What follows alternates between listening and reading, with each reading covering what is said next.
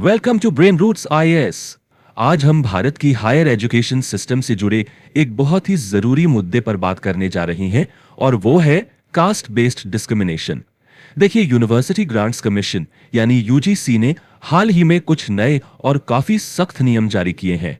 तो चलिए, आज के इस सेशन में हम इन्हीं नियमों को, इन रेगुलेशंस को डिटेल में समझेंगे और देखेंगे कि ये हमारे कैंपस को सभी के लिए एक सेफ और इक्वल स्पेस बनाने में कितने कामयाब हो सकते हैं। अब इन नए नियमों की जरूरत क्यों पड़ी, इसे समझने के लिए हमें यह मानना होगा कि हमारे कैंपसेस में जाति के आधार पर भेदभाव एक बहुत ही पुरानी और गहरी समस्या रही है।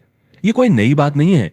ये एक ऐसी सच्चाई है जिसका असर न जाने कितने स्टूडेंट्स की पढ़ाई, उनके मेंटल हेल्थ और उनके फ्यूचर पर पड़ा है।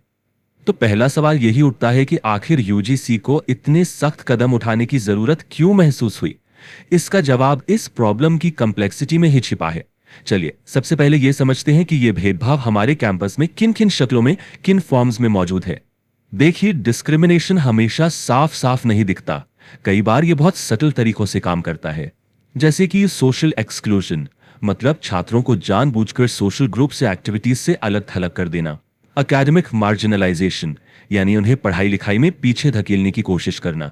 इवैल्यूएशन में बायस्ड होना, मतलब मार्क्स या ग्रेड्स देते समय भेदभाव करना। और इन सबसे बड़ी प्रॉब्लम, एक इफेक्टिव ग्रीवियंस रिड्रेसल मैकेनिज्म की कमी, मतलब छात्रों के पास अपनी शिकायत दर्ज कराने का कोई मजबूत प्लेटफॉर्म ही नहीं होता था। और ये बातें सिर्फ कहने सुनने की नहीं है, बल्कि कई कमिटीज और रिपोर्ट्स ने इन सच्चाइयों को डॉक्यूमेंट किया है। ऐसा नहीं है कि यूजीसी ने पहले कोशिश नहीं की। 2012 में भी एंटी डिस्क्रिमिनेशन रेगुलेशंस लाए गए थे, लेकिन सच ये है कि वो उतने इफेक्टिव साबित नहीं हुए। उनके इम्प्लीमेंटेशन में बहुत सारी कमियां थीं, गैप्स थे। इसीलिए अब लगभग एक दशक के बाद 2026 में इन कमियों को दूर करने और एक ज्यादा मजबूत, एक रोबस्ट फ्रेमवर्क तैयार करने के लिए ये नए नियम लाए गए हैं। तो अब आते हैं आज के टॉपिक के कोर पर। इन 2026 के इक्विटी रेगुलेशंस में ऐसा क्या नया है? चलिए, इनकी बारीकियों को समझते हैं और देखते हैं कि ये इंस्टीट्यूशंस को ट्रूली अकाउंटेबल बनाने का वादा कैसे करते हैं। सबसे पहला और सबसे इंपॉर्टेंट चेंज है डिस्क्रिमिनेशन की डेफिनेशन को और ब्रॉड करना। अब ये सिर्फ ओवर्ट या एक्सप्लिसिट एक्ट्स तक लिमिटेड नहीं है। इसके दायरे में अब वो सटल एक्शंस भी शामिल हैं जो किसी की ह्यूमन डिग्निटी को चोट पहुंचाते हैं या इक्वालिटी को कम करते हैं। ये सीधे सीधे हमारे संविधान के फंडामेंटल प्रिंसिपल्स को मजबूती देता है, जैसे कि आर्टिकल 14 और 15 जो राइट टू इक्वालिटी की बात करते हैं, और आर्टिकल 21 जो right to life and personal liberty की बात करता है। अगर हम पुराने और नए नियमों को कंपेयर करें तो दो बहुत बड़े बदलाव साफ नजर आते हैं। पहला, अब इसका कवरेज सिर्फ एससी एसटी छात्रों तक ही नहीं बल्कि ओबीसी छात्रों तक भी एक्सपेंड कर दिया गया है। और दूसरा, जो कि बहुत ही क्रूशल है, झूठी शिकायतों या फॉल्स कंप्लेंट्स के लिए जो पेनल्टी का क्लॉज था उसे हटा दिया गया है। ये एक बहुत बड़ा कदम है, क्योंकि ये क्लॉज अक्सर छात्रों को शिकायत करने से डराता था, एक डिटरेंट का काम करता था। अब छात्र बिना किसी डर के अपनी बात रख सकते हैं। अच्छा, नियम बनाना एक बात है और उन्हें लागू करना, इंप्लीमेंट करना बिल्कुल दूसरी। तो अब देखते हैं कि इन रूल्स को जमीन पर उतारने के लिए हर कॉलेज और यूनिवर्सिटी में क्या नया इंस्टीट्यूशनल मैकेनिज्म बनाया जाएगा। ये नया फ्रेमवर्क एक 3 टियर मैकेनिज्म पर काम करेगा। सबसे ऊपर होगा इक्वल अपॉर्चुनिटी सेंटर या ईओसी, जिसका काम पॉलिसीज को ओवरसी करना और एड कोऑर्डिनेट करना होगा। दूसरे लेवल पर होगी इक्विटी कमेटी, जिसका मुख्य काम शिकायतों की तेजी से जांच करना होगा। और ग्राउंड लेवल पर कैंपस में विजिलेंस और इमीडिएट रिपोर्टिंग के लिए इक्विटी स्क्वाड्स और एक हेल्पलाइन होगी। इस पूरे सिस्टम की सबसे खास बात है इसकी स्पीड और टाइमलाइननेस पर फोकस।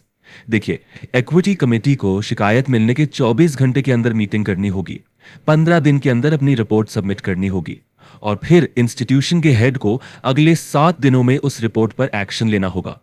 ये टाइमलाइंस अकाउंटेबिलिटी फिक्स करती हैं और जस्टिस में होने वाली देरी को खत्म करने पर जोर देती हैं। फेयरनेस इंश्योर करने के लिए कमेटी की कॉम्पोजिशन पर भी खास ध्यान दिया गया है।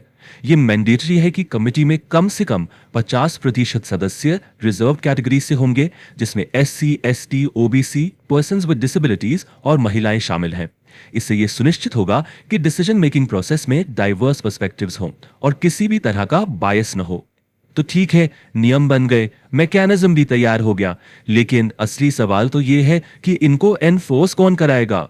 अगर कोई इंस्टीट्यूशन इन्हें फॉलो नहीं करता तो क्या होगा? चलिए अब मॉनिटरिंग और एनफोर्समेंट के प्रोविजंस को देखते हैं। देखिए, ये सिर्फ नियमों में बदलाव नहीं है, ये यूजीसी की पूरी अप्रोच में, पूरी सोच में एक फंडामेंटल शिफ्ट है। पहले के नियम ज्यादातर एडवाइजरी नेचर के थे, मतलब सलाहकारी, लेकिन अब ये एनफोर्सेबल अकाउंटेबिलिटी की बात करते हैं। इसका मतलब साफ है कि अब संस्थानों के पास एक्सक्यूजेस बनाने की कोई गुंजाइश नहीं होगी, उन्हें ये नियम मानने ही पड़ेंगे। और अगर कोई इंस्टीट्यूशन इन नियमों का नॉन कंप्लायंस करता है, मतलब इन्हें नहीं मानता है, तो उसके लिए कॉन्सिक्वेंसेस बहुत सीरियस होंगे।